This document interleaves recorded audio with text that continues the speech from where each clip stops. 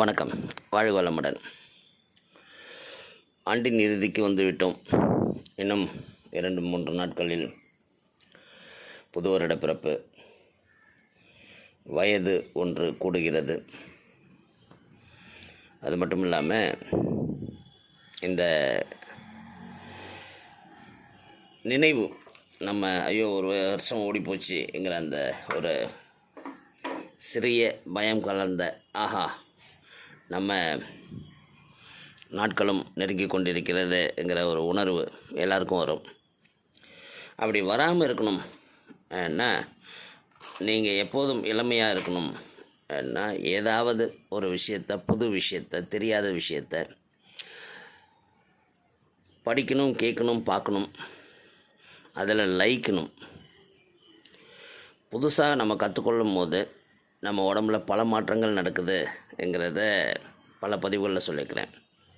அந்த மாதிரி நியூ லேர்னிங்கிறது எப்போதும் உங்களை உயிர்ப்புடன் எனர்ஜெட்டிக்காக வச்சுருக்க உதவும். அப்படிப்பட்ட ஒரு செய்தி இப்போ படித்தேன். எனக்கே இது புதுசு. ஏன்னா சரியான மடையனாகிறியன்னு சொல்லி திட்டுறதெல்லாம் பார்த்துருக்குறேன். மடையா வாடா என்ன கூப்பிட்றத பார்த்துருப்போம். மடையர்கள் மடையன்னா என்னங்கிறத பற்றி படித்தேன். எனக்கு இது ரொம்ப புது செய்தி. இப்படி ஒரு ஆழமான அர்த்தம் இதுக்கு இருக்குதுங்கும்போது என்னை யாராவது மடையன்னு கூப்பிட்டா சந்தோஷப்படுவேன். ஓகே, சரி.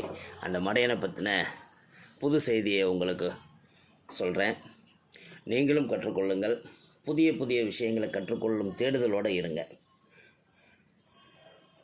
மடையர்கள் ஏரியை ஏரியை வடிவமைத்த பிறகு அதிலிருந்து தண்ணீர் வெளியேற தமிழன் கண்டுபிடித்த ஒரு பெரிய தொழில்நுட்பம்தான் மடை. மடைகளை அமைக்க முதலில் தமிழர்கள் பனைமரங்கள் பயன்படுத்தினார்கள். வைரம் பாய்ந்த கட்டை என்று சொல்லப்படும் மரங்களையே தேர்வு செய்து அதன் உள்தண்டை நீக்கிவிட்டால் உறுதியான நீண்ட குழாய் போன்ற அமைப்பு தயாராகிவிடும். அதனை ஏரியின் அடி ஆழத்தில் பதித்து அதன் உள் ஓட்டையில் கோரை, நாணல், களிமண் கலந்து அடைத்து விடுவார்கள். அதுதான் ஆரம்ப கால மடை. பிற்காலங்களில் பாறைகள், மரச்சட்டங்கள் மூலம் மடைகள் அமைக்கப்பட்டன. வெள்ள காலங்களில் மடைகளை திறப்பதற்கு என்றே ஆட்கள் இருப்பார்கள்.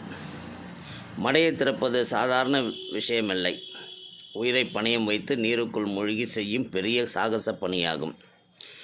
மழையால் ஏரியில் தண்ணீர் நிரம்பி கரையை உடைத்து கொண்டு செல்வதற்கு முன் ஒரே ஒருவர் மட்டும் ஏரிக்கரைக்கு சென்று கடல் போல் கொந்தளிக்கும் ஏரிக்குள் குதிப்பார்.